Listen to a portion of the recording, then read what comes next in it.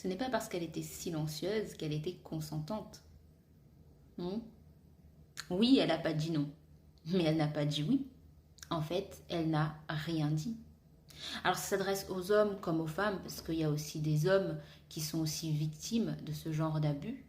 Mais à partir du moment où vous ne dites rien, où vous n'êtes pas en capacité de dire quoi que ce soit, le fait qu'on vous touche et que vous ne compreniez pas trop ce qui se passe parce que vous n'étiez pas là pour ça, en fait, est un vrai problème. Je m'explique. On est en plein été, les soirées se multiplient, l'alcool coule à flot. Vous voyez une personne bourrée. Donc vous savez que cette personne, elle est là, elle fait partie de votre entourage, mais ce n'est ni votre petite amie, ni votre crush. Il n'y a jamais eu d'échange de oui, on flirte ensemble, il n'y a rien eu. Donc vous voyez cette personne, elle est bourrée, éméchée, très éméchée, à un tel point qu'elle vomit partout. Donc partout. Donc on voit bien, quand on commence à vomir partout, c'est que la personne, en fait, elle n'a pas toutes ses facultés, toutes ses capacités. Elle est pas dans le coma, mais on y est presque.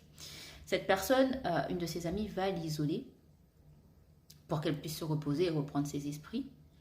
Et toi, tu profites pour aller te coucher à côté de cette personne et pour la toucher, en fait, faire des actes auxquels elle n'a pas dit non, mais auxquels elle n'a pas dit oui. Pourquoi? Enfin, pourquoi, en fait? Certes, elle aurait pu dire « Oh, qu'est-ce que tu fais ?» Non, en fait, elle ne pouvait prononcer aucun mot. Et quand elle t'en parle, la réponse c'est « Oui, mais t'as pas dit non. » Je sais pas, il faut bac plus 10 pour comprendre qu'en fait, une personne qui est bourrée, qui vomit à ce point, n'a pas toutes ses capacités. Et pourquoi, justement, à ce moment-là, tu profites pour te faufiler dans la chambre et aller à côté d'elle? À un moment donné, mesdames et messieurs, il faut que vous fassiez vraiment très attention. Parce que le prédateur, entre guillemets, c'est pas qu'un étranger.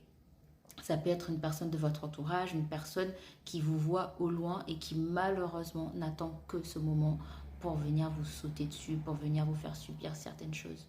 À partir du moment où vous vous sentez mal, parce que oui, la personne en question s'est sentie mal après, mais elle s'est dit peut-être que c'est moi. Non, ce n'est pas vous. On va arrêter ça tout de suite. Ce n'est pas vous. À partir du moment où vous vous sentez mal après que vous ayez repris vos esprits, il y a un souci. C'est que ce qui s'est passé n'était pas du tout en accord avec ce que vous souhaitiez. Donc c'est pas vous qui avez alimenté, vous n'avez rien dit, certes, mais parce que vous n'étiez pas dans la capacité de le faire.